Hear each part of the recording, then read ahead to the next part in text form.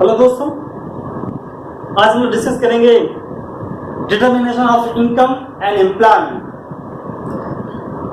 Determination of income and employment में basically हम दो सेक्टर में फोकस करेंगे। पहला आपका होगा कंजम्पशन एक्सपेंडिचर, दूसरा आपका होगा इन्वेस्टमेंट एक्सपेंडिचर।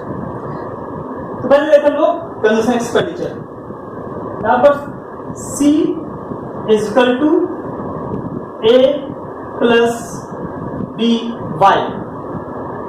तो यहां पर आपका ए क्या होता है एज ए ऑटोनॉमस कंजम्पशन, यहां पर बी क्या है जो डिपेंड करता है इनकम पर, यहां पर बी हम लोग वर्ड यूज कर रहे हैं एज ए एमपीसी। अब ये आपका एमपीसी क्या होता है, MPC equal to delta C upon delta Y.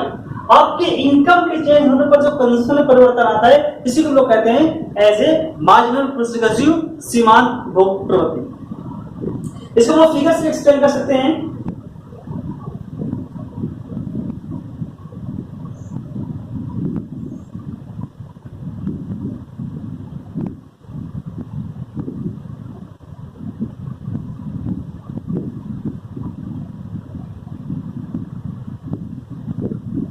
आपकी कंजम्पशन लाइन, तो यहां पर स्लोप ऑफ कंजम्पशन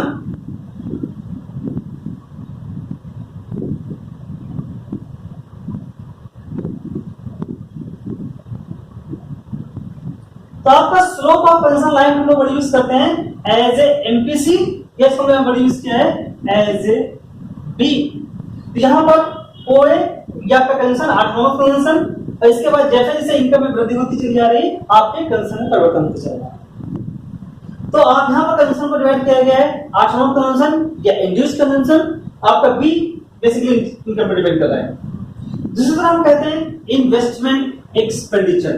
यहां पर हम लोग बात करेंगे सिर्फ ऑटोनॉमस इन्वेस्टमेंट। हालांकि इन्वेस्टमेंट दो तरह का होता है, एक होता है ऑटोनॉमस इन्वेस्टमेंट, दूसरा होता है इंड्यूस्ड इन्वेस्टमेंट।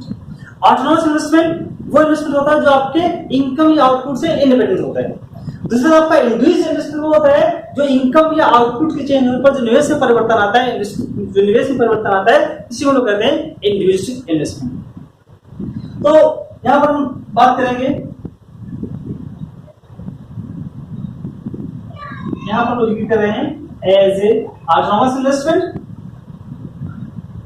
जो कि आपके इनकम या आउटपुट कर चेंज होने पर निवेश में कोई परिवर्तन नहीं आ रहा है।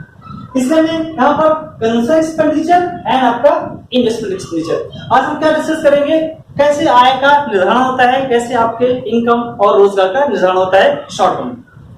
तो यहां हमने जिक्र किया सी कंजम्पशन एक्सपेंडिचर, आई आपका इन्वेस्टमेंट एक्सपेंडिचर। इसमें दिखाते हैं एग्रीगेट डिमांड। तो पूरी इकोनॉमी को यहां पर दो सेक्टर की बात कर रहे हैं। Aggregate demand is equal to C plus I, consumption expenditure by household, investment expenditure by investors. यहां पर हम एग्रीगेट डिमांड में बात करेंगे consumption expenditure plus investment expenditure. यहां हमने दो फिगर दिखाए हैं जो आपको दिखाता है कंजम्पशन और इनकम के रिलेशनशिप को इंडिकेट करता है। यहां पर हम लोगों ने इन्वेस्टमेंट को ऑटोनॉमस माना है। इसलिए आपके एग्रीगेट डिमांड में सी प्लस आई आपकी होती है एग्रीगेट डिमांड। अब इसी तरह हम लोग जब एग्रीगेट सप्लाई, इसी तरह जब एग्रीगेट डिमांड की बात करते हैं इसका तो फिगर के बेसिस हम लोग एक्सप्लेन कर सकते हैं। तो आपका एग्रीगेट डिमांड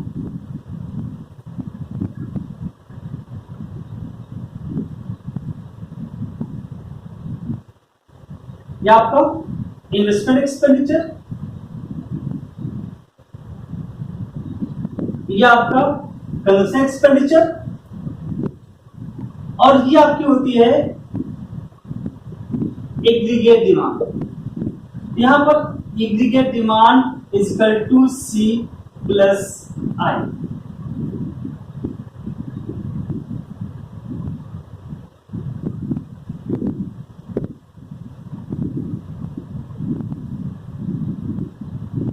तो यहां पर देखें आप लोग,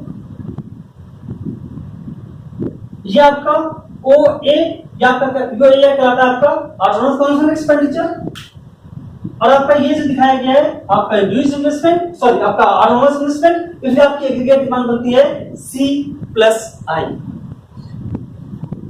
तो इस बार हम लोग जिक्र करते हैं एग्रीगेट सप्लाई। यहां पर कहते हैं एग्रीगेट सप्लाई,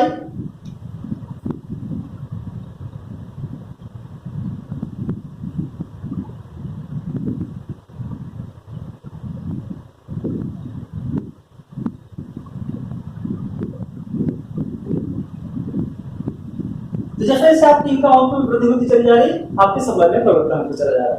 तो यहाँ पर हम निकालेंगे कैसे आय का निर्धारण होता है। तो आय का निर्धारण के लिए दो सेक्टर्स मॉडल की बात कर रहे हैं। यहाँ पर सिर्फ एग्रीगेट डिमांड में दो फैक्टर्स यूज किए हैं, consumer expenditure and investment expenditure. जब आय का निर्धारण की जब बात की जाती है तो कहते हैं जहां पर एग्रीगेट डिमांड और एग्रीगेट सप्लाई जहां इंटरेस्ट करता है वहां पर आपकी इनकम का निर्धारण होता है।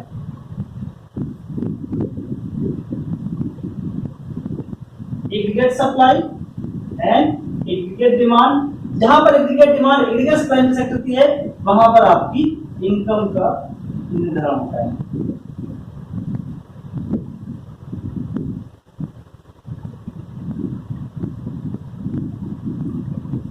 ठीक है, यहां पर देखिए आप लोग एग्रीगेट डिमांड एग्रीगेट सप्लाई आपकी ई पावर इंटरसेक्ट करती है, यहां पर आपकी आय का निर्धारण होता है। यहां पर क्या करते हैं determination of income and employment.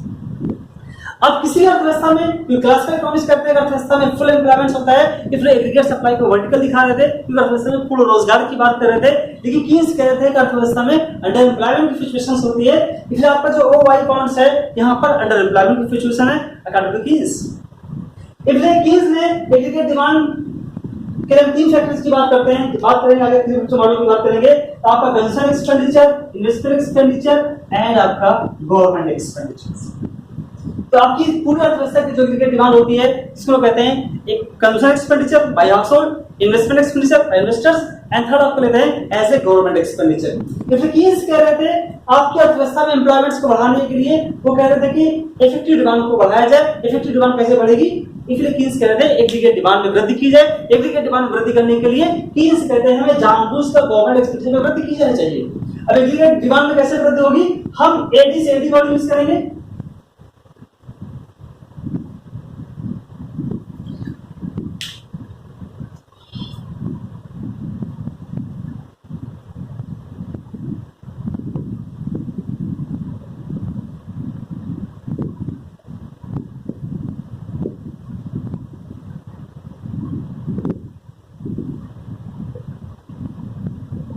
यहां पर जो एकदम यूज किया गया है इसी को कहते हैं एज ए गवर्नमेंट एक्सपेंडिचर।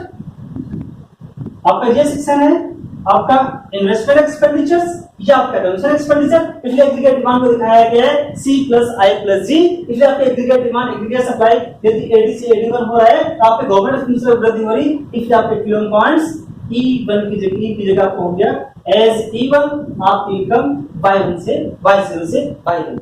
ये कीन्स कह रहे थे कि एग्रीगेट डिमांड में वृद्धि करके रोजगार में वृद्धि की जा सकती है। इसलिए कीन्स को जो कॉन्सेप्ट है वो शॉर्ट टर्म की बात करता है। कीन्स कहते हैं अर्थव्यवस्था में शॉर्ट टर्म में अंडर एम्प्लॉयमेंट की सिचुएशन होती है, लेकिन क्लासिकल इकोनॉमिक्स कह रहे थे कि दीर्घकाल में लॉन्ग रन में फुल एम्प्लॉयमेंट की सिचुएशन होती है। लेकिन कीन्स कह रहे थे शॉर्ट टर्म में जो मॉडल्स है शॉर्ट टर्म को इंडिकेट करेगा।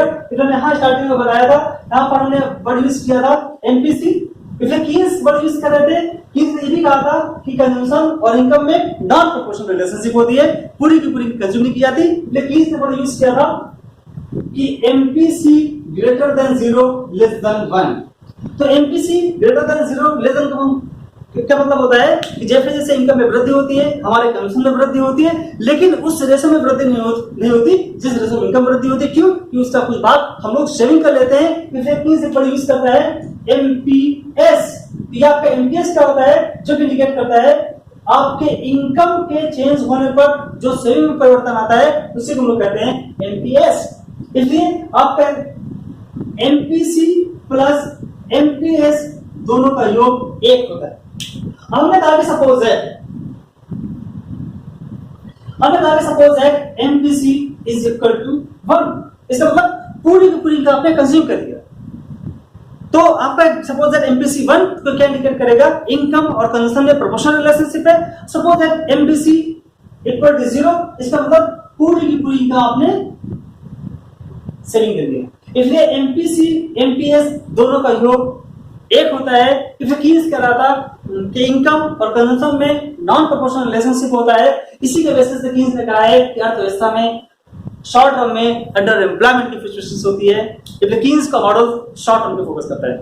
इसलिए आज हमने जो डिस्कस किया determination of income and employments, basically short term की बात करेंगे। हमने यहाँ पर दो चीज पर फोकस किया, एग्रीगेट डिमांड और एग्रीगेट सप्लाई। एग्रीगेट डिमांड के लिए हम जो सेक्टर मॉडल्स की जब बात कर रहे थे, हमने सिर्फ बात की थी consumption expenditure and investment expenditure. यदि पूरी एग्रीगेट डिमांड की जब बात करने लगते हैं तो हम एग्जीक्यूट करते हैं consumption expenditure, investment expenditure and government expenditure.